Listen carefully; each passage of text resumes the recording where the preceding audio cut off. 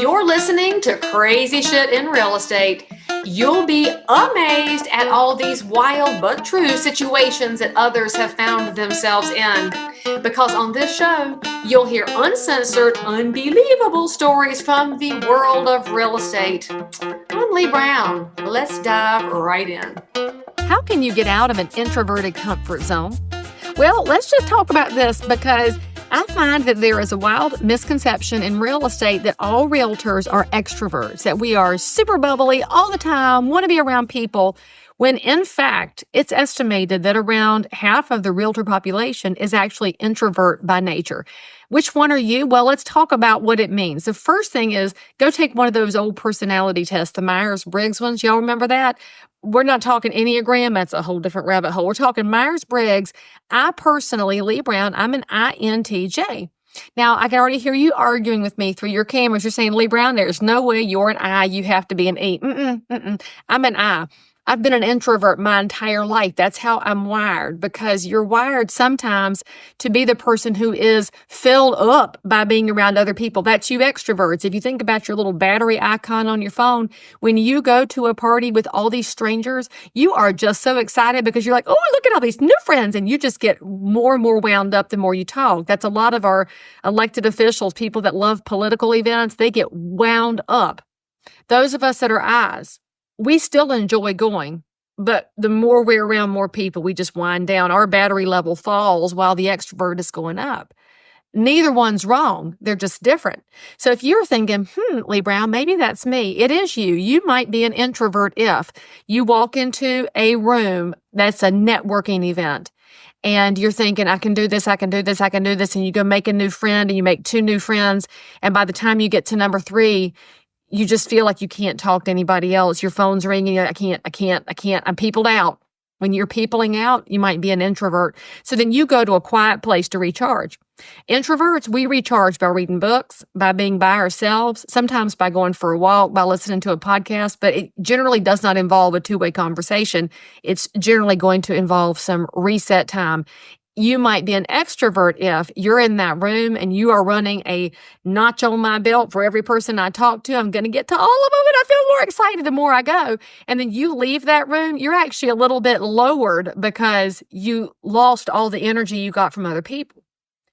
Neither one's bad in real estate. In fact, when you think about how real estate works, introverts need to get out of their comfort zone so that you can convey the information that you have. A lot of introverts like to process and keep it inside, but it's hard for you to serve people if you won't tell them what you know.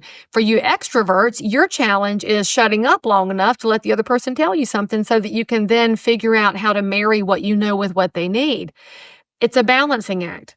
Now, I'll also point out that when you're thinking about this introvert comfort zone and getting out of it, you're going to have to train yourself out of it. Now, for me, most people never heard my voice unless they were my personal family until approximately the 9th grade when I had my civics class. At the time, we called it economics and legal systems, and it was Glenn McClanahan, God rest his soul. Mr. Mack was my teacher for ELS. And at the time, I was Little Miss Teacher's pet. That didn't really change. I wanted to just do my grades, do things well, and quietly sit in the corner of the classroom and never have a peep heard from me. Well, Mr. Mack would say incorrect things. I thought at the time that he was actually wrong. He exposed later what he was doing. He had this metal desk, y'all, and he had this wooden stick. He would whack the side of the desk. And I know that if any of y'all are watching this, you went to Northwest Cabarrus and you remember Mr. Mack, you can hit me up in the comments because you can still to this day hear the sound of that stick on the metal desk. Well, he would say something wrong. And because I was Little Miss Nerd over here reading the textbook, because yes, young people, we did used to have real books that couldn't be edited in real time. So I had that book and I knew he was wrong and I would start to raise my little hand because in that classroom, a lot of people were totally zoned out. You know, hey, 9th grade civics, we had a few seniors in there that were trying to graduate and it just wasn't anybody's most exciting topic, but I wanted things to be right. So Mr. Mack would say something wrong and my little hand would go up and he'd call on me.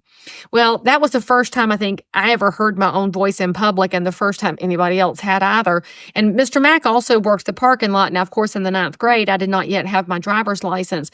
But another couple of years later, when I'm coming and going in my 1982 Honda Civic wagon from that parking lot, Mr. Mack would be at the entrance, and I'd always stop and talk to him because I just loved him to pieces. And he would give himself all the credit. He would say, Leigh Thomas, I'm the reason you can speak out loud.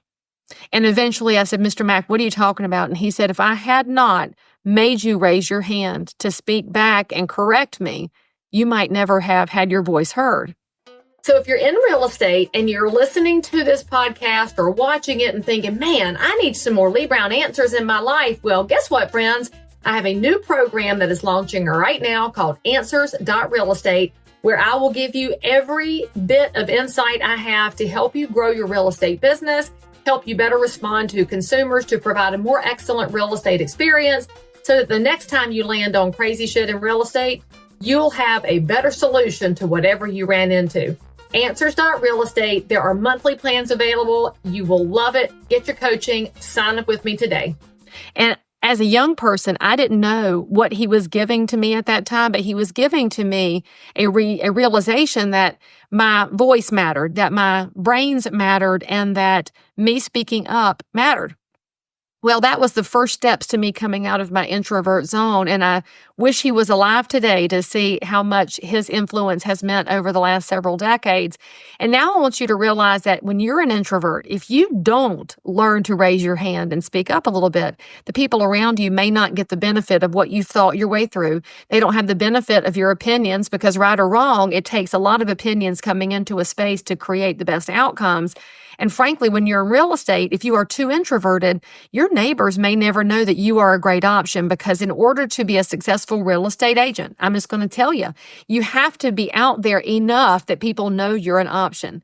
We talk about it in the training side all the time. You can't be a secret agent and survive, and it's very true. Now, for an introvert, your prospecting may look different than an extrovert. Extroverts may want to have a giant party and a big event at their house and fill the backyard with people and then go meet everybody. If you're an introvert, you may prefer to have coffee with people one at a time. You may prefer to send letters and personal notes than you would to go door knocking. There's different styles and different marketing that match your personality type, as long as, going back to the beginning, you know who you are to start with. Now, one of the other ways you can get out of your comfort zone after you know who you are and you start recognizing that you do have something to give is to understand that it takes practice. I did not become a stage speaker by raising my hand one day and saying, I want to do this. It happened because another one of my mentors, who's also passed on, Alan Haynes, he was a CRS instructor. Alan told me so many times that as a top producer, I had an obligation to give back to my real estate peers because it had been given to me freely. I needed to give it back freely. And I didn't share at first because I was panicked about the idea of being on a stage. I was panicked about the idea of a microphone, because introverts, you're very good at one-on-one conversations. You're a little panicked about the idea of a room full of people. The first time I agreed to be on a panel with some other real estate professionals who had agreed to give back, I thought I was going to die or throw up and die at the same time. I looked down and I could see my sweater going up and down with the beat of my heart. My heart was beating so fast. And then I discovered at the end of that panel that I didn't die. I didn't panic. I didn't throw up. I didn't die. I shared, and it worked. And that was the step that got me started in sharing and giving back. Then, after doing some research in the speaking space, I found out that most of your big public speakers are introverts, because as it turns out, we're very good when we are separated from the crowd. You who are extroverts have a little harder time because you want to be in the middle of everybody, crowd surfing and doing the mosh pit, and you just can't wait to be in and amongst people. For an introvert, we like having the opportunity to present and be a little separated, and that's not a bad thing, because it allows me to stay on message and it allows me to keep my thoughts together so that at the end, I can then be out of my comfort zone to make selfies and say hello to people. And then after I'm completely peopled out, I'm going to vanish. Because as an introvert, when you're getting out of your comfort zone, you're going to find out that you get exhausted. Give yourself permission to vanish, to go recharge. I think a lot of realtors find this in the business. What we do is so people intensive and so intensely intimate when we're talking about somebody's largest financial instrument that we pour everything into them. And then you get in the car and you feel like a wet spaghetti noodle because you just drained yourself out. Well, Give yourself permission to recharge. Introverts, that's by yourself. Extroverts, that's with other people. So figure out how you can serve by being who you are. And I will tell you that whether you're an introvert or an extrovert, you will find that you'll enjoy what you do more. And here's the other secret. As you get more comfortable with who you are and how you can communicate, you'll fall into one of those most powerful things that great realtors have always done, and that's mirroring. That means that when you're an introvert and you're with other introverts, you can really restrict the amount of effervescence you put off because they don't need it. When you're with extroverts, you'll learn how to be what they need. We can call that being an omnivert, just as we can call it mirroring.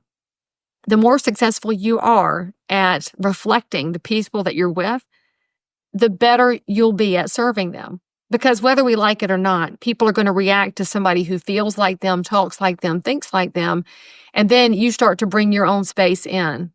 It's a wonderful thing that you have to give back. So don't overlook your own power. Give yourself the confidence and the strength to be exactly who you are. And then you'll find that serving the public is not just more impactful, it's more fun. By the way, friends, don't miss my brand new coaching program at Answers.RealEstate, where you can have access to Leigh Brown, submit your questions, have them answered, meet like-minded professionals, have an entire library to help you build your business no matter what happens in the market.